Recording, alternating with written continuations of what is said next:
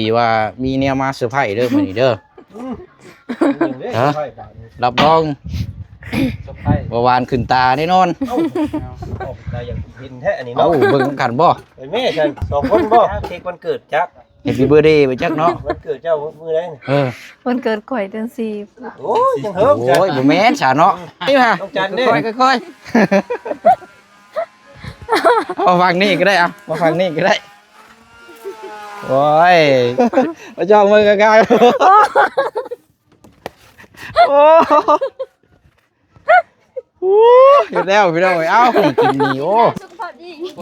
เป็นโรคกระเพาะเนี่ยโอ้ ไปวางเตียงพุ่นก่อนเขา เสื้อมาห้อยไว้ เอาเชือกมาห้อยไปเด้อ ไม่ห้อยไว้ไปมาขึ้น สอง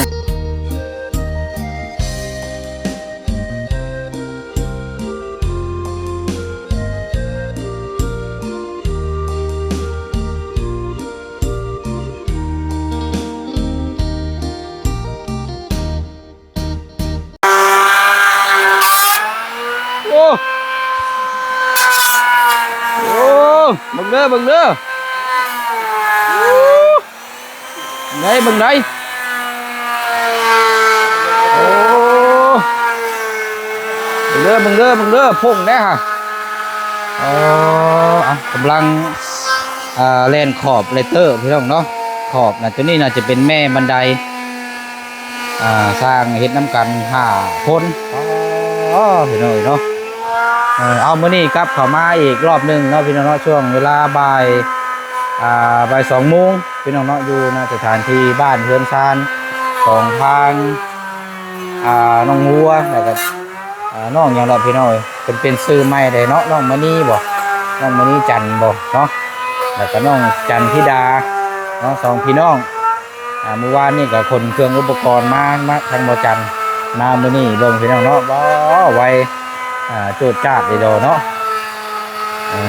เอาล่ะพี่น้องเนาะมาเบิ่งอัปเดตเบิ่งความคืบหน้านํกันเนาะมื้อนี้ก็พอผู้ใช้สิขึ้นไปเสียโฟนไปเติมน้ำมันรถไปหน่อยน้ำมันเบิดเลยเติมน้ำก่อนเดือนน้ำขีดเดียวนึงเนาะมีแต่แล่นอย่างเดียวบ่ไหวได้พี่น้องเอ้ยเนาะเนาะสบายสบายดีและสวัสดีพ่อแม่พี่น้องเด้อทุกคนเด้อพี่น้องเด้อเนาะมาผมมาเจอกันดีคือเก่าคือเดิมพี่น้องเนาะเอาเก่าพอดีว่าทางบุเสียงมีแนวมาซื้อไผ่ทางน้องหัวเนาะพี่น้องเนาะเดี๋ยวเบิ่งน้ำกันว่าสีแม่นยังพี่น้องเนาะอยู่ท้ายรถกระบะของทางบุเสียงไปเลยพี่น้องเนาะรับรองเนาะทั้งสร้างแล้วก็ทั้งทีมงานได้พบได้เห็นแล้วนี่โอ้ยอดใจบ่ไหวน้ำลายไหลแน่นอนพี่น้องเนาะเดี๋ยวเบิ่งน้ำกันเนาะไปเด้อเด้อโอ้ยเอายังคือไวแท้นี่บ่ไว้นี่ขนาดดึงไว้ได้นี่ เจ้าดึงไว้น้ำบ่อนี่นะ คำมาปล่อยนี่โอ้ไหลคือเอียนสัตว์โกไป มาตรฐาน แล้วเราเห็นนี่ค่อยๆว่ะ เมื่อยก็พักน้ำแน่เนาะอย่าไปเด้งหลายยินบ่สร้างเมื่อยก็นั่งน้ำเลยเด้อมันจะเล่ไว้ฟังเลยเนาะทางนั้นเนาะโอ้บันไดก็ตอกแม่ตอกยังเรียบร้อยได้เดี๋ยวแต่ทางกัน ไหนเพิ่นว่า ก็ขันบ่ เห็นเพิ่นคอมเมนต์มาว่ามันอยากออกมาพี่แต่ว่าคำว่ามันอันนั้นก็มันพอดีแล้วพี่น้องถ้าว่าเอาเข้ามาสิมันสั้นโพดเนาะ มันจ่อพดได้เพื่อนมันสั่นเด้ พอดีโยพอดีวิทย์เลย วิดอยู่นี่วิดดังคาอยู่ได้อยู่ดอก พาลุงเพิ่นว่ายันบันไดแล้วมันหลอกมันดอก ได้อยู่คันว่าสั้นลายนี่ก็มันก็สิเป็นแบบคือสั่นโพดเนาะ ตกเนาะ มันสั่นน่ะมันอัน ย่า นี้ ง โพด มันแบบเขาลงเฮือนยันหงายหลัง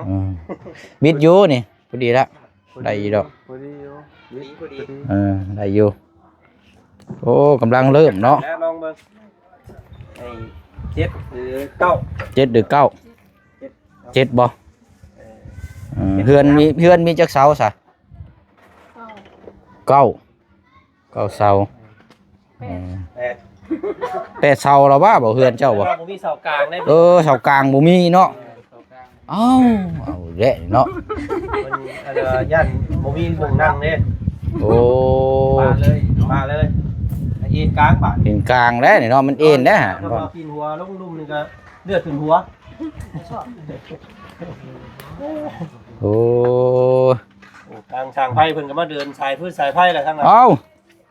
ไผก็เข้าอีก มาแล้ว เนาะบัดช่วงอันมาก็มาดิเลาะนี่เนาะ ได้แล้ว เบิ่งแล้วสิขออนุญาตอันนี่ไม้ก่อนเอาจับซอยเราแน่ มันก็เป็นไพ่ตัวเองบาทหาเงินใช้ตัวเองบาท เสียค่าไฟ ใช้หลายเฮือน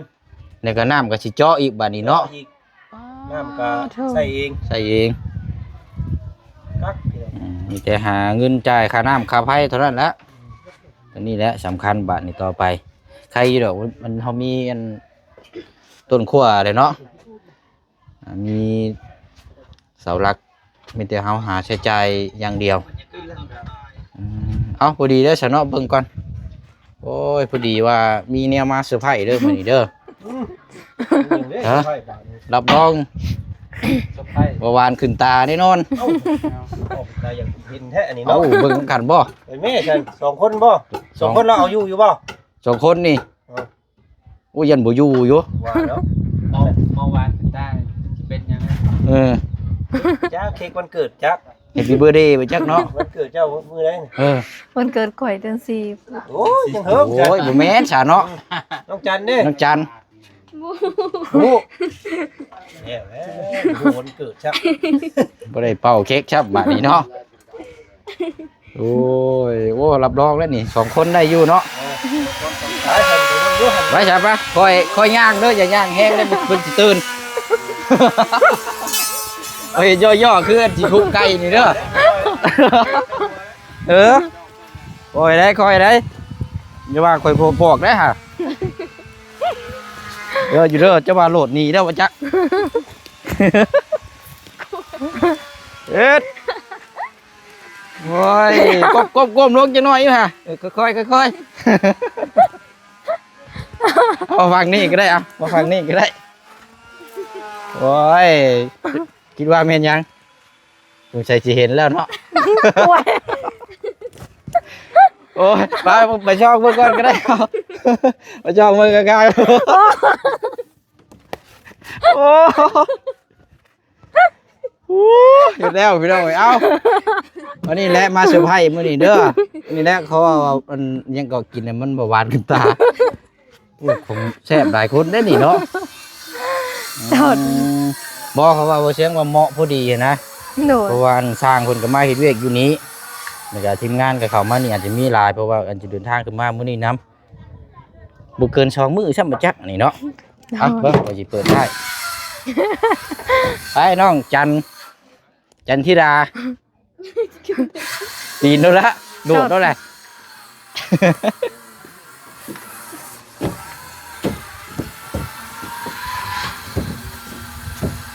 เอาอ๋อนี่ตัวนี้ได้นี่โหดอีดอนี่ นี่แล้วมึงเนี่ย เรียบเรื่อง โอ้ย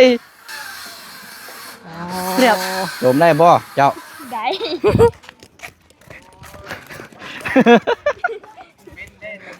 เออเอาเนาะกล้วยน้ำบ้าได้นี่กินนี่โอ้ สุขภาพดี เป็นโรคกระเพาะเนี่ยโอ้ ได้ไปวางเตียงพุ่นก่อนเขา เสื้อมาหอยไว้ หาเชือกมาห้อยไปเด้อ ไว้หอยไว้ไปมาขึ้น เออสองเครือได้ได้นี่ตัวใหญ่นี่ลองเบิ่ง วัดมันก็ตึงพี่ลึกแค่ เออ เล่นเลย ข้างบนไม่ได้ ลองเบิ่งเอา มังหนึ่งก็อิ่ม ช่างมันต้องเอาเข่าให้ช่างล็อกแบบนี้ โอ้ยใหญ่โดเนาะ นี่เนาะ เบิ่ง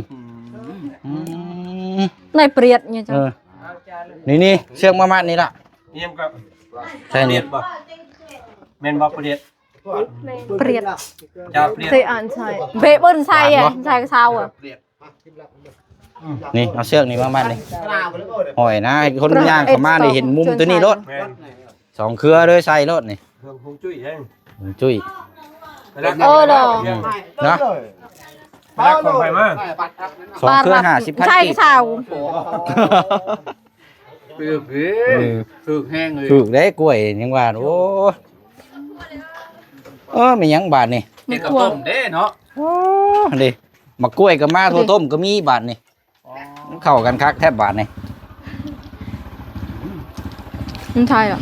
ไปหาเชือกมาล่ะมีบ่หาเชือกมาเด้อเชือกมามัดเด้อเชือกมามัดเฮาโอ้เนาะเป็นยังไง แซ่บบ้าน เชฟหวาน มัน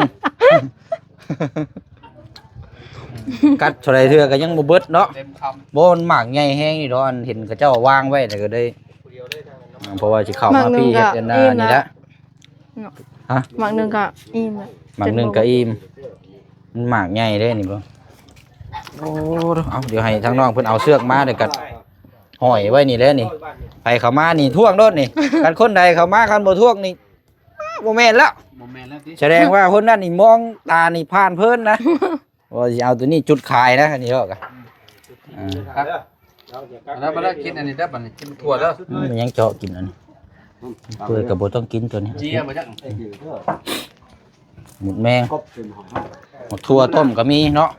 ถั่วต้ม ห้อยมัดไว้นี้แล้วก็สร้างเขาก็ปิดกินเลย เอาใส่กับมันเนาะ ตัวเล่นี่อ๋อข้าวต้มเช้าหรือมา ได้บ่ล่ะมัดใส่ทานหันบาดนี่สร้างเขาก็อยากกับปิดเด้อเด้อ น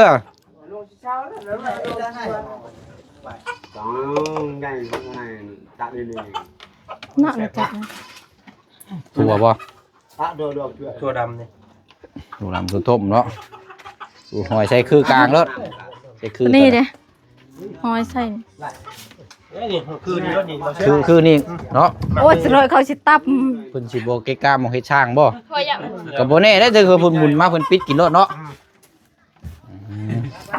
บ่เอาเดียงกี่รถเอา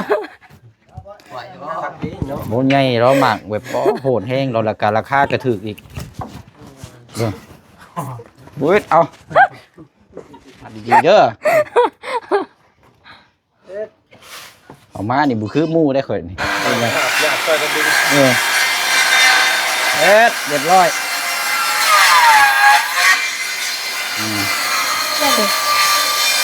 มา เอาได้เลี้ยงกับรถหลายใช้ไปหั่นนะ อ๋อขากนี้เหลืออำ ใหญ่โลเนาะจานก่อนมันถึกได้พี่น้องเพราะว่านั่นมันถึกแล้วก็ได้ซื้อมาโลละ1,000กีบบ่เบิ่งแล้วหนักใหญ่เกี่ยวงามนี่เรียบร้อย ใช้ยาจะคิดๆเนี่ยเนาะ ไปยากกันปิดเด้อเดี๋ยวบัดนี้เด้อล่ะเด้อบอกข้างสร้างกันเด้อ ขอบใจบ่เสียงดูดิเจ้า โอ้ยบ่เป็นหยังล่ะบ่เป็นหยังเพื่อหลายคู่หลายคนนี่แหละเพิ่นมานั่งกันอยากกับปิดกินเลยนี่เด้อสร้างเด้อปิดเลยเด้อนี่มันหวาน ใครกล้วยเด้อใครกล้วยเด้อ ทอดกิน เอาไปทอดบ่ ทอดกินเนี่ย เนาะเอาโอ้โหสร้างไฟเฮาเนาะ คือบ่เข้าห่มรถเก่า พยายามมาก ยางรถแตก ได้แล้วพี่น้องเนาะ แปะ ไป ยังมันแตะ ยางรถ อันนี้เพิ่นมาดึงสายไว้ซื่อๆบ่หรือว่าลงเลย มาขึ้นสายไว้ซื้อ อ๋อแบบคือเฮือนนั่น เดื น้ อ อน ง 12 นั่นบ่ฮะ เดือน12ตรงเตินมา เดือน12 มันนิ่งไว้ เป็นมังทั่ว แต่ยังอีก เดือนเดียวแล้วเดือนเดียวกับเดือนยัง11 เอาคันสิว่ากับปีหน้าซะเนาะ ปีหน้า ปีหน้าได้ซะ มัน โอ้ยเนาะ ต้องตามขั้นตอนเลย บอนมาบ้านเฮือนทางน้องเพิ่นนี่งานยามใดนี่มีแต่แนวกินเนาะ บูดยังกิน บ่แม่นแนวหนึงกับแนวหนึงได้ บ่แกงหน่อไม้กับมักทั่ว เออ เอ้าฉันเบิ่งก็นอน เนาะ เนี่ยอุดมสมบูรณ์วันขึ้น เนาะอันนี้ก็โทษต้มต้มมาแล้วก็แกะกินน้ำกันไปสิพี่น้องเนาะแบบ ตำมักทั่วให้กินอีก เออ น้ำมักทั่ว พี่มันว่าสิตำแน่นี่น่ะ ผมข่อยกินข้าว เอ้ยว่าโอ้ กินข้าวอยู่ มันแก่เลยต้มเอา บอนน้องหัวเอ้ยบ่แม่นน้องหยังกับมณีบ่ โดย น้องมณี น้องมันนี่จันทร์ น้องมณีจันทร์อันนั้นจันทิดาเนาะ โรแมนมันนี่ เอิ้น จั มา ด เดียวเลยได้บ่เชียง ฮะ เอิ้นมาเดียวเลยมันนี่จันทร์ มณีจันทร์ แน่ อ๋อ แต่ว่าบ่ต้องเอิ้นหลายเสื้อ เอา แต่ครอบอันนี้น้ ชื่อเดียวเลยเนาะ เอ่อ มณี แสงมันนี่ตะกี้น่ะ มันนี่ แสงตะกี้น่ะ มันนี่แสง ก็เลย มันนี่จันเลย เอิ้นบาดเดียวได้เนาะ มาเดียวเลยเนาะมักอยู่บ่ มัก เพราะมันเป็นคล้องแล้วนี่เนาะ แม่นมันสิได้เอิ้นบาทเดียวก่อนอันนี้ยังน้องมันนี่แซงได้กับน้องจันทิดาอีกเนาะมันเนาะมันยาวโพด มื้อนี้จันน่ะงวกหน้าพร้อมกันเลยเนาะปั๊บมาแล้วเนาะจัน บ่เสียกินข้าวหรอ กินมาแล้วล่ะกินเรียบร้อยแล้วกินมาแต่บ้านดงทั้งบ่จันได้สักกินบ่เจ้า กินน้องคนกินนี่เด้อันนั้นเนาะเก่งหน่อไม้ อืม เรียบร้อยแล้วพี่น้องกับบ่าวลาว น้ำก็เย็นๆเลยนี่เนาะอันถามในอันแบบว่าชั่วโมงมาจังซี่นี่ย่อข้าวย่อน้ำจังซี่นี่บ่ได้ให้บ่ได้เครียดบ่ บ่ เห็นว่าย่อข้าวย่อน้ำมาได้เบิดเมื่อเว้าไปหน่อยหนึง บ่ ยอดจะเข้าให้เพิ่นติ เอาอยู่ได้ถามได้เนาะ บ่น้องบ่เคยเว้า ยันว่า น้อ เอา ง บั ให้ นได อยากให้โซอายกิน ยันว่าถามบันไดมี เว แต่ ลา ว่า น้องยอพาข้าวแล้วโซอายบ่กินน้องอาจสิน้อยใจ อืมบ่นี่เฮาต้องถามเนาะบางเพราะว่าบางเทื่อบางพี่น้องเพิ่นยันเพิ่นบ่เข้าใจได้อันนี้นะอันนี้คือน้ำจิตน้ำใจทางครอบครัวเพิ่นอยากต้อนรับเนาะเอาง่ายๆซะมีหยังก็แบ่งกันกินเอาง่ายๆเพอมื้อนั้นบ่เชิงถามทางสัมภาษณ์ทางแม่เราแล้วมื้อนั้นพี่น้องถามไปถามมาบัดย่างให้ครับพอเราดีใจเด้เห็นว่าเราดีใจได้เห็นลูกหลานมาจังซี่แล้วเนาะมาเห็นเป็นผู้พามมันผู้แบบว่าผู้แบบดีใจนะเนาะคันสิว่ากัน ติดกันดีใจ ก็เลยถามทั้งลูกน้ำบัดนี้เหมือนว่าหยกมาแล้วหลอดเมื่อหลอดจมหลังเนาะ บ่มีหรอว่าเนาะ น้องบ่เคยคิดเลยนะเป็นโซอายกินน้องก็ดีใจ แบบคือแบบอายน้องกันเอง แล้วก็นึงมานี่อันคนทางในบ้านได้หยังเพิ่นชุมอ้ายมาจังซี่เพิ่นก็เว้าเพิ่นว่าใส่ชุมเจ้าอยู่บ่ บ่ บ่มีบ่ก็ถือว่าเป็นผลดีเป็นมิตรดีต่อกันซะเนาะทางในบ้านเนี่ยเนาะบ่ได้เห็นเราจักเทื่อเนาะทางบ่จันแจ้งบอกเพิ่นอยู่บ่ ในบ้านนี้บ่ยังบ่เห็น ในบ้านนี่นะ ฮะ สร้าง ใช่เหรอ สร้างนี่บ่ในบ้าน เอาแล้ว ใช่ในบ้านอยู่ใช่น่ะ นี่ได้ใส่หมวก นี่คือหมวกนี่ หันหลังดีบ่ ไม่กับบ้านมัน โอ้สบายดีไอ้เด้อ ในบ้านนี่ โอ้ เป็นอายของเอง ว่าบ่ได้บอกในบ้านอยู่อ่ะมาเฮ็ดเฮ็ดงานอยู่นี่ว่าบ่ได้แจ้งครับ โอ้ แค่เราเป็นทางนี้เอง โอ้ใครดอกฉันเนาะบ่แม่นดอกยัน ไกลกว่าเฮาได้เด้อบ่ได้บอกอันบ่ได้ครอบบ่ได้บอก บ่เฮาจนหลายเฮามีแต่เฮาบอกเฮาครอบก่อนเด้ แต่เก่าเขาว่าเนี่ยเขาสิบอกว่า ที่ครอบเพิ่น แต่ว่านี่เขายอมรับว่าบ่ได้บอกว่าฉันบ่ได้บอกเป็นยังไงแต่บ่ได้คิดว่าเป็นพ่อบ้าน ก็เป็นช่างอีกเนาะยังหนุ่มอยู่เนาะเพราะว่านกันเนาะ อายเขาเอง คือการ ญาติพี่น้องของน้องหัวเพิ่นเอง อ๋อพอจังว่าอันนี้ซะเนาะ รอด ไอ้ ไป ดอกจ้ะรอดแล้วเจ้าดีแต่เป็นพี่น้องแล้วเป็นโมเมนต์นั้นเช็ดแล้วเจ้า อามัดจุปูโอเคหมู โอ้ เจ้า เอาใครอีดอกจะเนาะว่านเป็นญาติพี่น้องนี่ก็เป็นหน้างานเนาะเราก็เต็มที่กับผู้ซอย อันเมียเรามือเพิ่นมานั่งมื้อนั้นบ่เมียเราเพิ่นมือ อืม เอาไปเฮ็ดงดทอมมันว่าแหละมัน เพิ่นมานั่งมื้อนั้นเด้เพิ่น หมู่บ้านนี่ เนี่ยมือก่อนนะมือคอยมากับเขาบ่บุญมื้อนั้นเนาะเมียเราเนาะ อืม เราบอกอยู่ว่าผู้ที่จ้อยขาวๆแล้วรอก็หมู่หั่นเนาะหัวข่อยเนาะผู้ใดดี ผู้นี้บ่แล้วก็ย่อมหัวเป็นเนาะเมีย เนาะ เนาะ เป็นได้ ดูเป็นนี่ด้อยเนาะ ไม่ยอมตัวเองสิยอมไปยอม โอ้ ตัว บางคนบ่ได้ย่องได้เนาะผัวก็ให้เด้ คือว่าผู้ที่ได้ก็หมู่สิเนาะ ขี่ไล่ขี่กระตึกกระมู่กันสิว่าแม่ง สิ เนาะ ขี้ลายกับพวกเฮาลอยกับพวกเขา อันนี้นี่เพราะว่าผู้ขาวๆงามเลยแล้วว่ะ อืม ผู้ใดเด้ว่าคือเห็นผู้ใดคือบ่ได้งามว่ะ ย่องพวกเขารอสิมีจังหน่อยย่องพวกตัวเอง ที่แรก เอ ก็ว่า อเอา เนาะ ตามนั้นแหละซะเนาะ ดีแล้วพี่น้องเนาะเพิ่นก็อยู่นี่เลยเนาะสิได้ก็บอกกล่าวทั้งอำนาจในบ้านนี่แหละเนาะเอาไผเอาหยังลงกัน เพิ่นจะไปสิประสานเพิ่นละพี่น้องเพิ่นฮู้แล้วแหละบัด ใครอยู่ดอกเนาะเพิ่นเติมพลังแล้วบ่มื้อนี้เอ็มร้อย เรียบร้อยแล้ว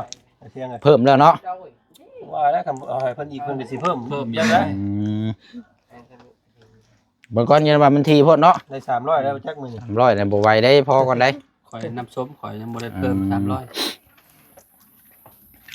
เดี๋ยวจะค่อยเพิ่มก็ได้ซะเนาะอันนี้เฮ็ดตัดอันนี้เนาะ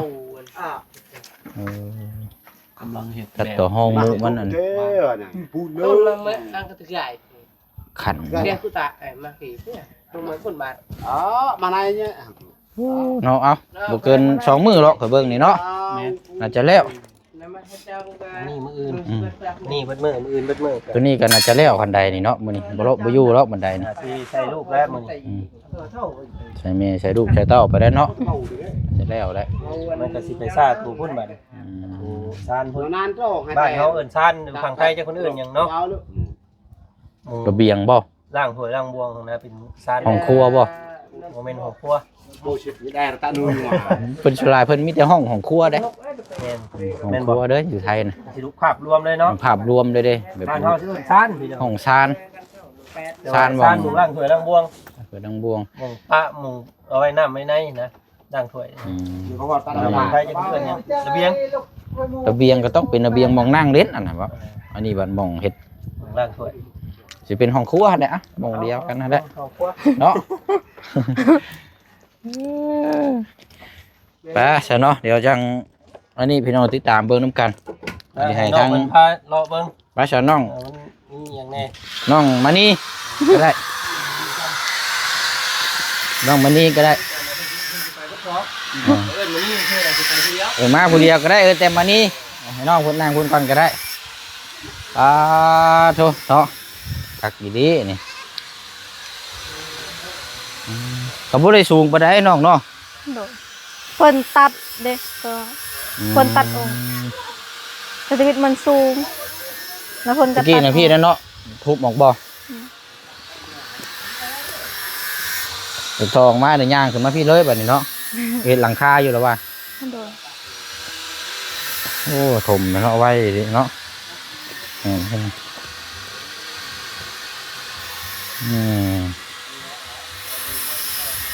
ใช่แม่เจ้าจะใช้กัน แม่ อยู่เทิงบุญบ่ ไปอยู่เพิ่นพ่อเฒ่า เขาบ่ได้ไปเอาพื้นเอาหยังบ่มื้อนี้ บ่ โอ้เมื่อวานนี่เห็นเราเอาพื้นเนาะโพดโจมเป็นแต่แอวเป็นแต่เจ็บนั่นครับเอาคักแล้วเนาะดีใจน้ำผู้ทั้งสร้างกันใกล้สิแล้วลืมสายพูนสายไฟกันแต่ว่าของเตยในเดือน12ว่าซั่นเนาะไปซะเนาะมีแต่ว่าเดี๋ยวจำนี้ก่อนมื้อนี้พี่น้องเนาะเดี๋ยวจังมีโอกาสวันเวลาเดี๋ยวจังเข้ามาเยี่ยมยามทำการอีกเนาะมื้อนี้เอาผลไม้รวมมะกล้วยเนาะชีวิตสิได้กล้วยเอาฝากข้างนอกเพิ่นเนาะเอา กินข้าว เดี๋ยว กินน้ำก่อนกินแกงหน่อไม้ ได้เนาะบ้านนี้บ่ยายกินนี้พี่น้องเอ้ยเนาะตามแต่เนี่ยอยู่นึกกินโอ้ยเอาซะเนาะเดี๋ยวจังค่อยว่าจะจังคุยกันซะเนาะ โดย มีแต่ว่าอันให้ทางน้องอันฝากความคิดถึงจากพี่น้อง FC นี่เด้อที่เพิ่นเข้ามาเบิ่งแล้วก็เป็นกำลังใจให้เนาะ ขอบใจ FC ทุกๆคนเลยและผู้ใหญ่ใจดีที่มักเบิ่งมักชมคลิปน้องขอให้สุขภาพแข็งแรงเด้อให้คิดฮอด FC ทุกๆคนเด้อ เนาะโอเคไปซะเนาะเดี๋ยวให้น้องเพิ่นไปเรียกต่อทีนี้ก็คำอวยพรอวยไซจากทางน้องมานี่เนาะฝากความคิดฮอดคิดถึงจาก FC เนาะวันนี้ถือว่ามื้อนี้ก็กลับเข้ามาเบิ่งนํกันอีกมื้อนี้พี่น้องเนาะเพราะว่าทั้งบ่จันได้เอาเครื่องของเอาใส่กระเป๋าเนี่ยบ่เสียงก็ได้เข้ามาไว้นี่พี่น้องเนาะเดี๋ยวช่วงแรงๆกับผู้ใดพี่น้องติดตามนํกันอีกทั้งเจืองน้องหางเบิ่งนํกันอีกเลยพี่น้องเด้อเนาะเดี๋ยวจบคลิปนี้แล้วก็สิได้เดินทางขึ้นไปซื้อปูนไปเติมน้ำก้อนบัดนี้พี่น้องเหลืออยู่ขีดเดียวเนาะไปเนาะบ๊ายบายเด้อพี่น้องเด้อพบเจอกันในคลิปหน้าเนาะสบายดี